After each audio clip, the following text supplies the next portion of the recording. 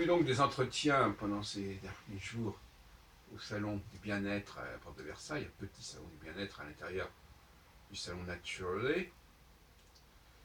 Et il y a un mot qui est revenu dans un stand lors d'un entretien que j'ai eu avec un monsieur François Bécher, le mot connexion. Oui, en fin de compte, la conscience, quelque part, moi, il me semble qu'elle correspond, qu'elle s'accorde bien avec le mot connexion.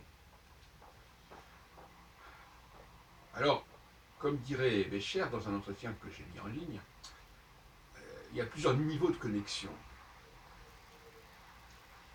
On peut avoir une connexion avec autrui, on peut avoir une connexion avec le cosmos, avec la nature. Bon. Et bon, le reproche que je ferai à ce monsieur qui s'occupe d'une structure liée au yoga, au Raja Yoga, c'est quand il parle de nature, il oublie totalement tout ce qui est humain en quelque sorte, par certains côtés. Enfin, je ne reproche pas d'ignorer la théorie des Elohim, c'est-à-dire des extraterrestres, qui ne sont pas la nature, mais qui ont créé notre nature. Il y a une seconde nature qui est celle que les hommes ont eux-mêmes développée, mais il y a aussi une nature que les extraterrestres colonisateurs ont générée, et qui n'est pas non plus la nature, puisque eux-mêmes sont, ces extraterrestres sont eux-mêmes, émanent eux-mêmes de la nature. Donc ils ne sont pas la nature. Ils sont quelque chose qui se crée par rapport à la nature, face à la nature. C'est pas les choses. Et alors, il y a aussi la connexion avec les esprits. Alors, dans une partie qui n'a pas été filmée, M. Bécher reconnaît qu'effectivement, il y a aussi les esprits qui existent, et c'est une autre réalité à laquelle il faut se connecter. Donc se connecter, c'est aussi prendre conscience d'un certain registre, d'un certain monde.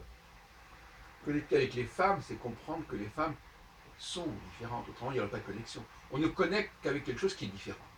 Donc se connecter avec les femmes, c'est important.